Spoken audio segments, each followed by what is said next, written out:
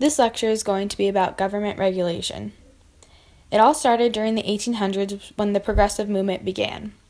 It was a result of big corporations arising and the people wanting the government to control the corporate power.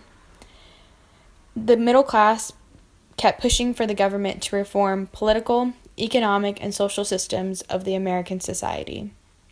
Progressive presidents Theodore Roosevelt and Woodrow Wilson strengthened regulatory programs that controlled railroads, businesses, and banking. Government regulations are defined as rules imposed by government on business to achieve some desired goal. There are two types of government regulation. One is economic, which is the government can control the behavior of business in the marketplace, and the other is social, which is the government tries to correct the ill side effects of capitalism. One example of economic government regulation is the Sherman Antitrust Act. Congress passed this in 1890, the first piece of legislation that prohibited trusts, and it was based on Congress's constitutional power to regulate commerce. During the 1880s, the oil and railroad industry began to arise. With that, along came many powerful and corrupt people like Rockefeller, J.P. Morgan, and Carnegie. Having such corruption within business, like trusts and monopolies, the government felt the need to interfere and regulate. Trusts eliminated the competition aspect of capitalism, as the wealth and economic power were held within the hands of few people.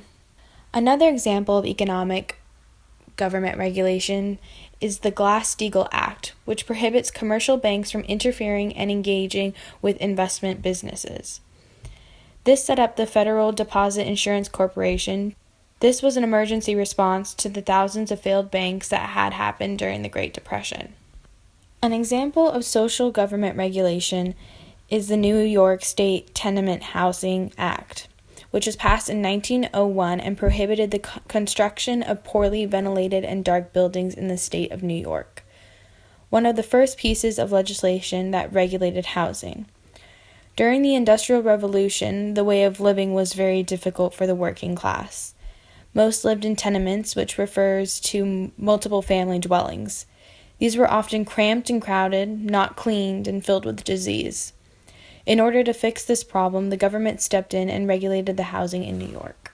Another example of social government regulation is the Wagner Act. It guaranteed workers the right to organize and bargain collectively through unions of their own choosing. This prohibited unfair labor practices like discriminating against employees because of their union activities.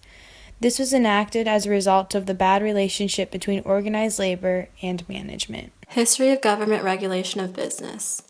The industrial era of the late 19th and early 20th century had produced a number of ill side effects of capitalism. For example, the growth of abusive monopolies and oligopolies that unfairly drove out competition. Atrocious working conditions, notably highlighted in The Jungle, written by Upton Sinclair in 1906 about the unsanitary working and food processing conditions in Chicago's meatpacking district. It led to President Roosevelt passing the Pure Food and Drug Act as well as the Meat Inspection Act, which was proposed and enacted in 1906 and led to the formation of the Food and Drug Administration, otherwise known as the FDA. The Pure Food and Drug Act, as well as the Meat Inspection Act, marks the beginning of consumer protection as a major task of the national government. The Food and Drug Law prohibited alteration and mislabeling of food and drugs.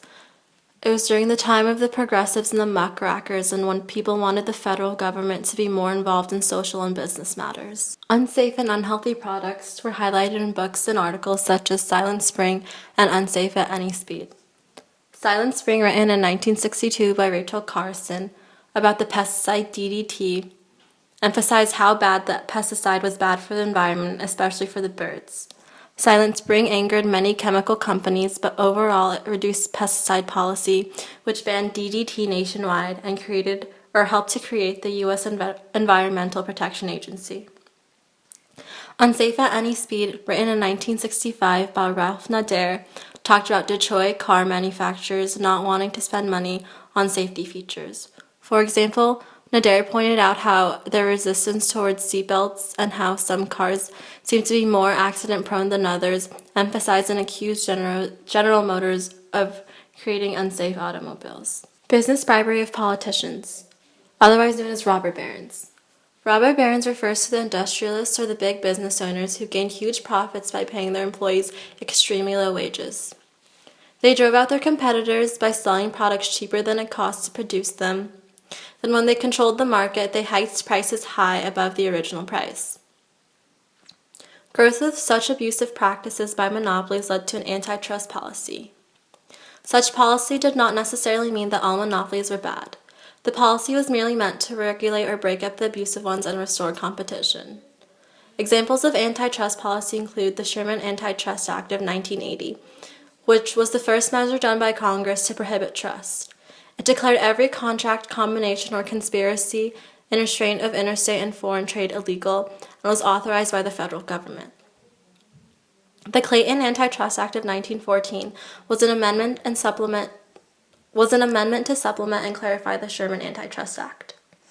It prohibited exclusive contracts, interlocking directorates in the same fields of business.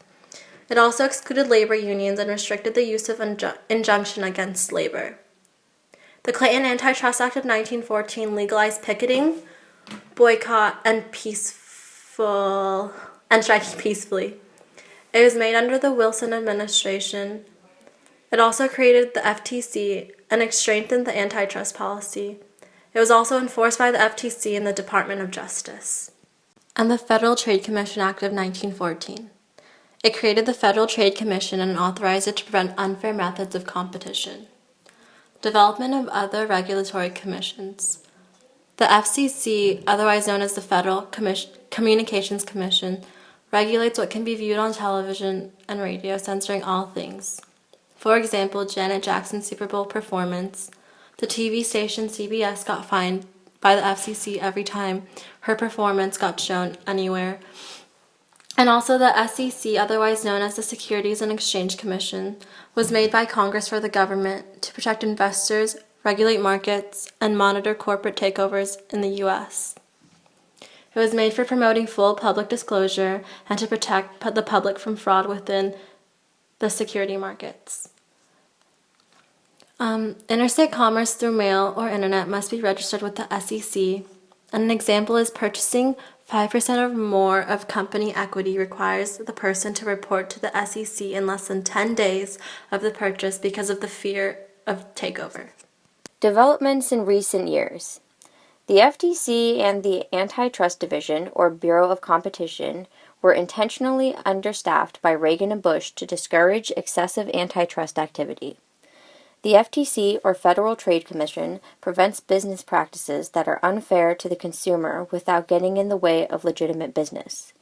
It was created in 1914 as part of the battle to bust the trusts.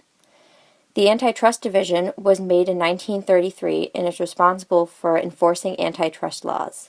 It was created under FDR with Harold M. Steffens appointed to the first Assistant Attorney General in charge of the Antitrust Division.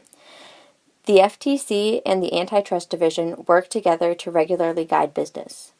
For example, they worked with China on its anti-monopoly law and with India on their new competition law and merger regulations to prevent unfair business.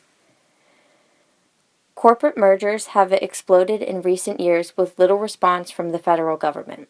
They continue today with the attempted merger of Comcast and Time Warner Cable. The FCC will decide if their two media companies can merge into one.